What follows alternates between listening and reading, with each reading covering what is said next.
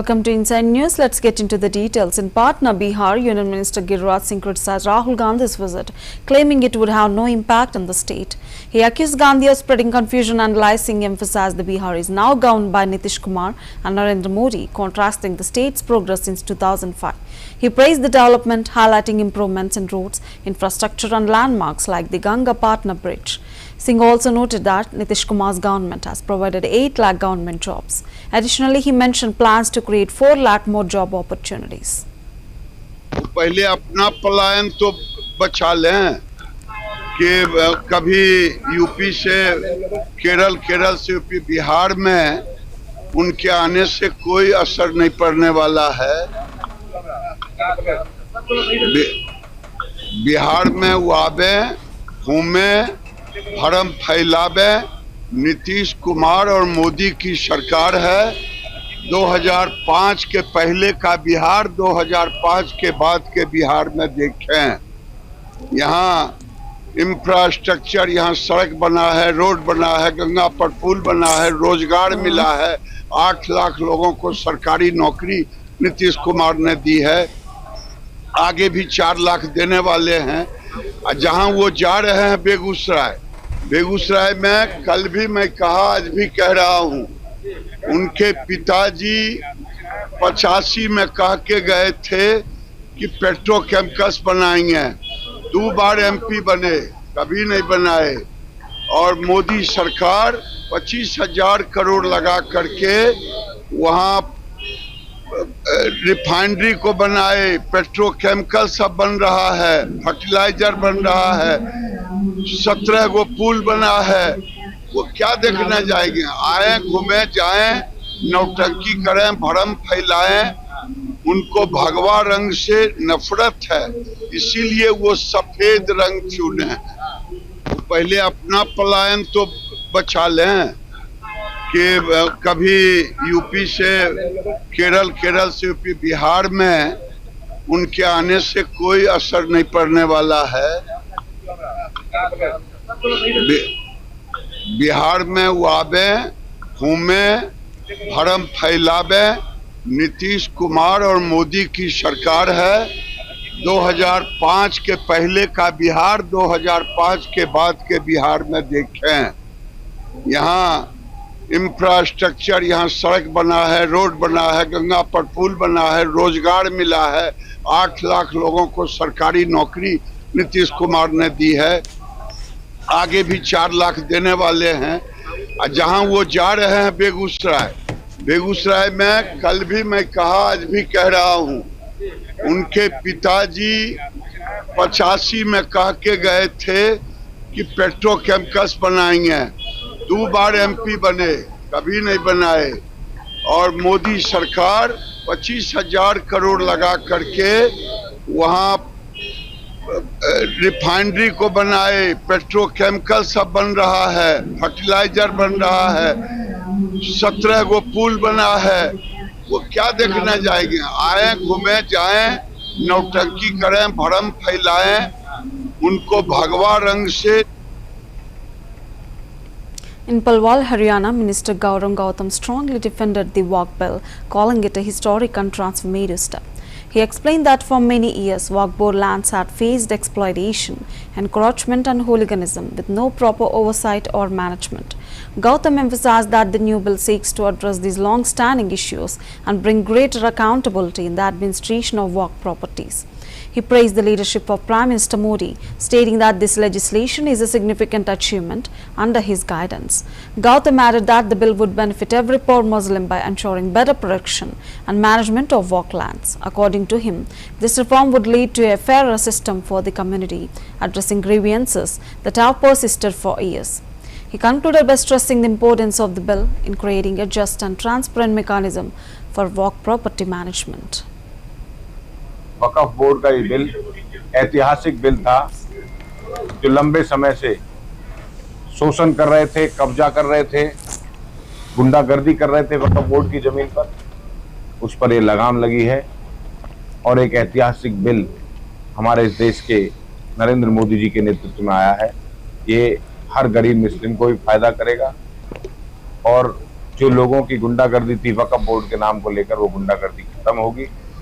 Congress party हमेशा उस चीज का विरोध करती है जो इस देश में अच्छा लाया रहते हैं, चाहे वो 370 हो, 3 तलाक हो, सबका विरोध करती है, क्योंकि कांग्रेस पार्टी सिर्फ राजनीतिक रूप से विरोध के रूप में ही रह गई। वक्फ बोर्ड का ये बिल ऐतिहासिक बिल था, जो लंबे समय से शोषण कर रहे थे, कब्जा कर रहे थे, गुंडागर्दी कर रहे थे वक्फ बोर्ड की जमीन पर, उस पर ये लगाम लगी है और एक ऐतिहासिक बिल हमारे इस देश के नरेंद्र मोदी जी के नेतृत्व में आया है। ये हर गरीब मुस्लिम को भी फायदा करेगा और जो लोगों की गुंडागर्दी थी वक्फ बोर्ड के नाम को लेकर, वो गुंडागर्दी खत्म होगी। कांग्रेस पार्टी हमेशा उस चीज का विरोध करती है जो इस देश में अच्छा लाया रहते हैं, चाहे वो 370 हो, 3 तलाक हो। In Meerut, Uttar Pradesh, SSP Vipin Tada provided an update on the investigation into the disappearance of 50-year-old Irfan. He explained that a missing person complaint was lodged by Irfan's family 2 days ago, prompting the police to register the case and begin the investigation. As the probe progressed, the police uncovered statements from family members and gathered other evidence which led to the identification of several suspects. Tada mentioned that the family had raised concerns about a potential financial dispute being a factor in Irfan's disappearance. The investigation is still ongoing as authorities continue to piece together the details. थाना परतापुर में 2 दिवस पूर्व कुछ लोगों ने थाने पर आकर एक इरफान नामक 50 वर्षीय व्यक्ति के गुम होने की शिकायत दी, जिस पर कि पुलिस द्वारा तत्काल गुमशुदगी दर्ज कर जांच शुरू की गई। इसमें जांच के दौरान परिजनों और अन्य साक्ष्यों के आधार पर कुछ संदिग्धों के नाम सामने आए, जिनका कि परिजनों द्वारा पैसे को लेन देन को लेकर शक जाहिर किया गया था। इनको पुलिस ने हिरासत में लेकर पूछताछ शुरू की। दौरान जांच इसमें जो मृतक है उसकी स्कूटी बरामद हुई और आज जांच के दौरान सुबह सूचना प्राप्त हुई कि इनके शव मिला है थाना परतापुर में, जिस पर कि पुलिस के अधिकारियों द्वारा मौके पर जाकर शव को पोस्टमार्टम के लिए भिजवाया गया है। इरफान नामक यह व्यक्ति कॉपर के तार का काम करता था और अपने पार्टनर और कुछ लोगों के साथ इनके पैसों के लेन देन को लेकर परिजनों द्वारा शक जाहिर किया गया था। इसमें पुलिस द्वारा मुकदमा दर्ज किया गया था और एसपी सिटी के नेतृत्व में 3 टीमें इसके अनावरण हेतु लगी हैं, जिस पर कि सीसीटीवी और अन्य साक्ष्यों के आधार पर शीघ्र ही इस घटना का अनावरण किया जाएगा। थाना परतापुर में 2 दिवस पूर्व कुछ लोगों ने थाने पर आकर एक इरफान नामक 50 वर्षीय व्यक्ति के गुम होने की शिकायत दी, जिस पर कि पुलिस द्वारा तत्काल गुमशुदगी दर्ज कर जांच शुरू की गई। इसमें जांच के दौरान परिजनों और अन्य साक्ष्यों के आधार पर कुछ संदिग्धों के नाम सामने आए, जिनका कि परिजनों द्वारा पैसे को लेन देन को लेकर शक जाहिर किया गया था। इनको पुलिस ने हिरासत में लेकर पूछताछ शुरू की। दौरान जांच इसमें जो मृतक है उसकी स्कूटी बरामद हुई और आज जांच के दौरान सुबह सूचना प्राप्त हुई कि इनके शव मिला है थाना परतापुर में, जिस पर कि पुलिस के अधिकारियों द्वारा मौके पर जाकर शव को पोस्टमार्टम के लिए भिजवाया गया है। इरफान नामक यह व्यक्ति कॉपर के तार का काम करता था और अपने पार्टनर और कुछ लोगों के साथ इनके पैसों के लेन देन को लेकर परिजनों द्वारा शक जाहिर किया गया था।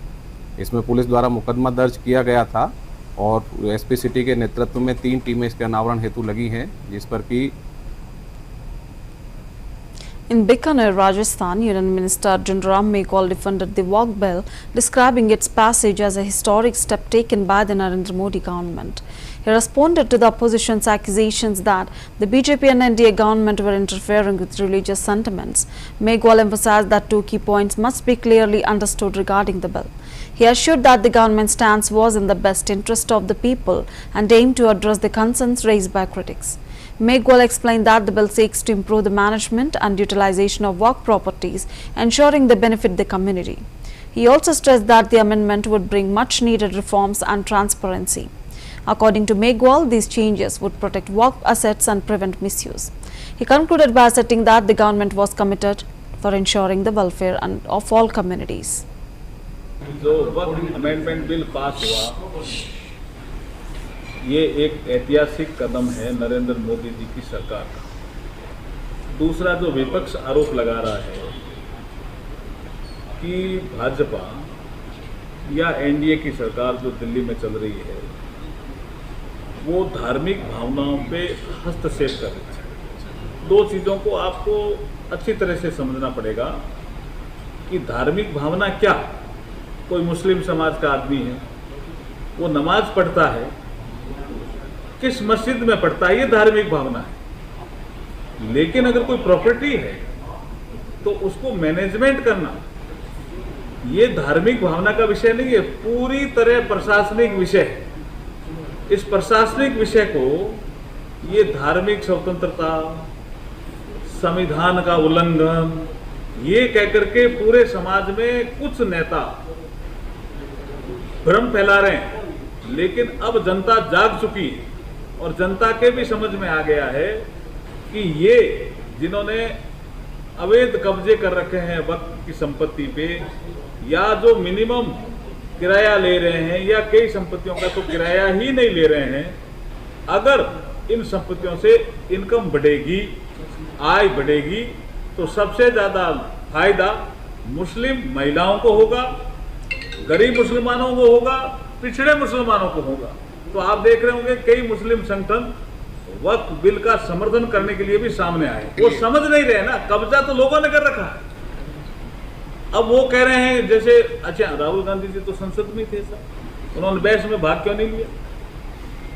उन्होंने तो गौरव गोगोई को कहा बहस में भाग लो, और फिर गौरव जी ने बोला, उसके बाद केशव वेणुगोपाल जी ने बोला। राहुल गांधी जी ने खुद नहीं भाग लेकर के अपनी बात कहनी चाहिए थी।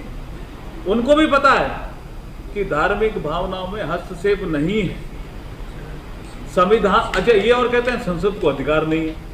तो ये बताइए राहुल गांधी जी, आपने 1954 में कैसे किया अमेंडमेंट, 1995 में कैसे अमेंडमेंट किया, 2013 में वक्फ में अमेंडमेंट कैसी संसद से किया, और इसी संसद से मोदी जी ने अमेंडमेंट किया। क्या दिक्कत है इसमें? जो वक्फ अमेंडमेंट बिल पास हुआ, ये एक ऐतिहासिक कदम है नरेंद्र मोदी जी की सरकार का। दूसरा जो विपक्ष आरोप लगा रहा है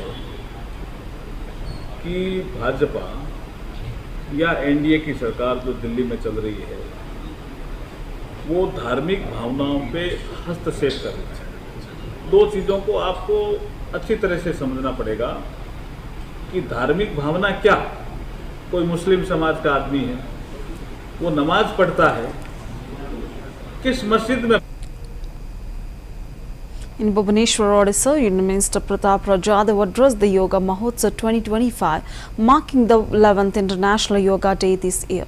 He highlighted the successful completion of the second event in Bhubaneswar and noted that the third event, which marks the 50-day countdown to International Yoga Day, will be held in Nasik, Maharashtra. Jadhav emphasized the increasing global significance of yoga, underscoring its role in promoting health and wellness. He also highlighted how yoga has gained widespread recognition worldwide and continues to inspire people to adopt a healthier lifestyle. The minister reiterated the government's commitment to promoting yoga as a tool for physical, mental and spiritual well-being. जागतिक योग दिवस हम पूरी दुनिया में मनाते हैं, तो 11वां जागतिक योग दिवस 21 जून को मनाया जा रहा है, और उसके लिए हमने हमारे पूरे देश में 100 दिन का योगा दिन के लिए काउंटडाउन कार्यक्रम तैयार किया है। ये 100 दिन में 10 बड़े बड़े शहरों में, 10 राज्यों में अलग अलग 10 कार्यक्रम होने वाले हैं। आज जो भुवनेश्वर में जो कार्यक्रम हुआ कि अभी काउंटडाउन के 25 दिन पूरे हुए, और 75 दिन के बाद हमारा योगा डे आने वाला है 21 जून को। वो बड़े पैमाने पर वहाँ पर होना चाहिए, सभी लोगों में अवेयरनेस आना चाहिए, जागरूकता आना चाहिए, और प्रचार और प्रसार भी उसका सभी लोगों तक होना चाहिए। इसी वजह से कार्यक्रम हमारे देश के चारों विभागों में होने जा रहे हैं। पहला दिल्ली में हुआ था, अभी ये दूसरा कार्यक्रम हमारे भुवनेश्वर नगरी में संपन्न हुआ।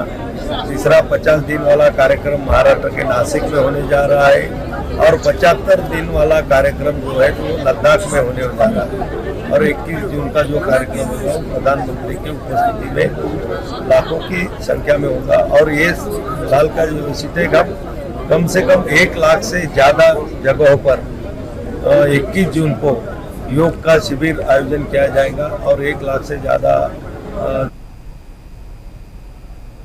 In Patna, Bihar, Union Minister Nityanand Rai criticized Congress MP Rahul Gandhi's visit to the state, accusing him of consistently undermining the credibility of his own alliance and the party. Rai pointed out that Gandhi's visit to Bihar followed the same pattern, alleging that he was attempting to weaken the image of Tejaswi Yadav, a key leader in the state. The minister further claimed that Gandhi's actions often led to confusion and discord among his political partners. Rai suggested that instead of fostering unity, Gandhi's visit contributed to a disarray within his own party. He emphasized that such behavior had been a consistent issue for Gandhi, undermining his influence in political circles. According to Rai, the visit would have little impact in Bihar, as the state was firmly under the governance of Nitish Kumar and Narendra Modi. Bihar आए हैं और जहां जाते हैं सबसे पहले अपने गठबंधन और अपनी पार्टी का खटिया खड़ा कर देते हैं।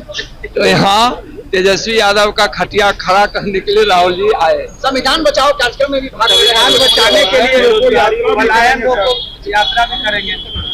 यह भरम जो फैलाने का काम वो कर रहे हैं। संविधान के सच्चे पुजारी और संविधान की मूल भावनाएं सबका साथ, सबका विकास, गरीबों का कल्याण, युवाओं को रोजगार और देश की उन्नति और सबको सम्मान, यह माननीय प्रधानमंत्री आदरणीय श्री नरेंद्र मोदी जी के द्वारा ही आजादी से लेकर अभी तक अपने संकल्प के साथ पूरा हो रहा है। संविधान हाथ में लेकर दिखावटी लोग, बनावटी लोग, देश के गरीबों को लूटने वाले लोग, यही 12 लाख करोड़ की घोटाला करने वाली पार्टी और सरकार जो कांग्रेस की थी, उसके वर्तमान में नेता परिवारवादी जिनकी पहचान है, और बिहार में विभिन्न प्रकार के घोटाला, चाहे वह चारा घोटाला हो, अलकतरा घोटाला हो, वर्दी घोटाला हो, दूध घोटाला हो, न जाने दर्जनों घोटाला करने वाले आरजेडी की सरकार में जो यह हुआ, वह काले अध्याय में लिखा गया है। लालू जी की पार्टी, जंगल राज स्थापित करने वाली पार्टी, परिवारवादियों की पार्टी, भ्रष्टाचार में लिपटी हुई पार्टियों को बिहार वासियों ने नकार दिया है। बिहार के लोगों को विकास चाहिए, बिहार का वैभव चाहिए, बिहार की उन्नति चाहिए, जो माननीय प्रधानमंत्री आदरणीय नरेंद्र मोदी जी के नेतृत्व में भगीरथ प्रयास में।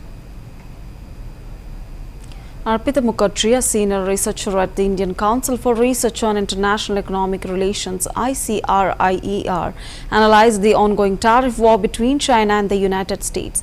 She explained that since China is not a major importer of US products, the tariff conflict will primarily affect American exports that once entered the Chinese market. Mukherjee emphasized that China's retaliatory actions were anticipated, drawing parallels to similar moves made by Canada in previous instances. She further pointed out that imposing tariffs on other countries inevitably leads to repercussions, with each nation reacting to its own way. This context, China's retaliatory tariffs on American goods were seen as a natural response to the escalating trade tensions. See, actually what has happened is that this is an immediate knee-jerk reaction of China, but it is not unexpected because Canada has also made a similar kind of retaliation. So when you impose a kind of tariff on the other countries, there are repercussions and the countries react differently. So this is one of the reactions that China did, that it has imposed a retaliatory tariff on the Americans. See, actually what has happened is that this is an immediate knee-jerk reaction of China, but it is not unexpected because Canada has also made a similar kind of retaliation. So when you impose a kind of tariff on the other countries, there are repercussions and the countries react differently. So this is one of the reactions that China did, that it has imposed a retaliatory tariff on the Americans. See, actually what has happened is that this is an immediate knee-jerk reaction of China, but it is not unexpected because Canada has also made a similar kind of retaliation. So when you impose a kind of tariff on the other countries, there are repercussions and the countries react differently. So this is one of the reactions that China did, that it has imposed a retaliatory tariff on the Americans.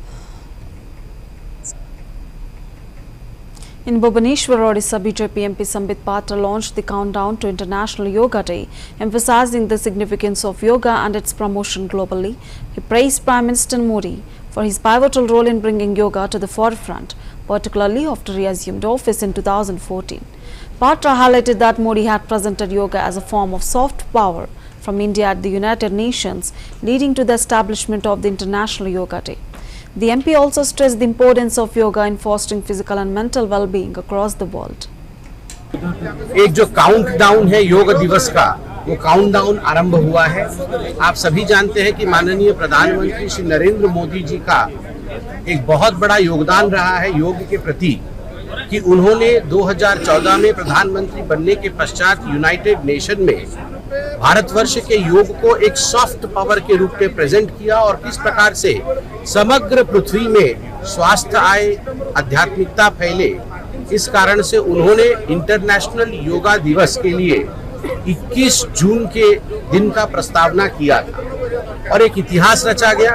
लगभग 177 countries को sponsor बने और बिना voting के इस resolution को अपनाया गया। 21 जून को इंटरनेशनल योगा दिवस के रूप में मनाया जाता है, समग्र विश्व में मनाया जाता है। लगभग 190 देश आज उसमें भाग लेते हैं। आज उसी उपक्रम में आयुष मंत्रालय द्वारा उड़ीसा में जगन्नाथ जी के श्रीक्षेत्र में, जगन्नाथ जी के भूमि में एक विशालतम आयोजन किया गया था, क्योंकि अब 75 दिन शेष रह गए। 10 बड़े शहरों में भारतवर्ष में इस प्रकार के काउंट डाउन अरेंजमेंट्स किए जा रहे हैं। मैं धन्यवाद देना चाहूंगा आदरणीय केंद्रीय मंत्री श्री प्रताप राव गणपत राव जाधव जी को, जो आयुष के मंत्री हैं। आज वो स्वयं यहाँ उपस्थित थे। मैं धन्यवाद देना चाहूंगा उड़ीसा के उप मुख्यमंत्री प्रभाती परिदा जी को, उड़ीसा के माननीय मुख्यमंत्री मोहन मांझी जी को एवं उड़ीसा के समस्त निवासियों को, कि उन्होंने इस योग कार्यक्रम में बढ़ चढ़ के भाग लिया है। और मोदी जी की ये जो रिजॉल्व है कि हमें योग को अपने दैनंदिन जीवन में शामिल करना है, उसका एक बहुत बड़ा प्रदर्शन आज ओडिशा में करके दिखाया है, जगन्नाथ जी की भूमि में करके दिखाया है। मैं आप सभी को जय जगन्नाथ कहते हुए यह निवेदन करूंगा कि सभी। In Bhubaneswar, Odisha, Deputy Chief Minister Pravati Parida expressed her views on the hosting of Yoga Mahotsav 2025, highlighting that Odisha's environment is ideal for practicing yoga. She mentioned that people in villages across the state are actively engaging with yoga committees and regularly practicing yoga. Parida appealed to the people of Odisha to embrace yoga as a way to maintain good health and well-being.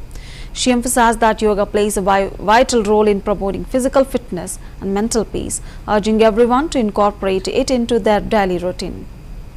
International yoga दिवस के 75 दिन से पहले केंद्र सरकार ने जो शुरुआत की है, उड़ीसा को एक डेस्टिनेशन जगह पे चुना। मुझे लगती है टूरिज्म के मिनिस्टर के नाते मैं इसकी बड़ी स्वागत करती हूँ और आभार प्रकट करती हूँ केंद्रीय नेतृत्व से, कि उड़ीसा एक बेलाभूमि, समुद्र के किनारे भी जगह होती हैं और जंगल और पहाड़ में भी जगह होती है। तो जो एटमॉस्फेयर उड़ीसा में है वो योग अनुकूल है और उड़ीसा के गांव-गांव में लोग योग समिति से जुड़े हुए हैं और नियमित योग कर रही हैं। मैं उड़ीसा लोगों को अपील करती हूँ कि योगा करें और सुस्त रहें। इंटरनेशनल योगा दिवस के 75 दिन से पहले केंद्र सरकार ने जो शुरुआत की है, उड़ीसा को डेस्टिनेशन जगहों पे चुना। मुझे लगती है टूरिज्म के मिनिस्टर के नाते मैं इसकी बड़ी स्वागत करती हूँ और आभार प्रकट करती हूँ केंद्रीय नेतृत्व से कि उड़ीसा एक बेलाभूमि, समुद्र के किनारे भी जगह होती हैं और जंगल और पहाड़ में भी जगह होती है। तो जो एटमॉस्फेयर उड़ीसा में है वो योग अनुकूल है और उड़ीसा के गांव-गांव में लोग योग समिति से जुड़े हुए हैं और नियमित योग कर रही हैं।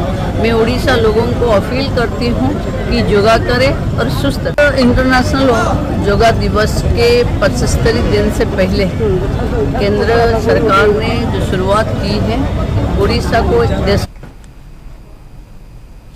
Well, that's a wrap for Inside News. Keep watching CVR English.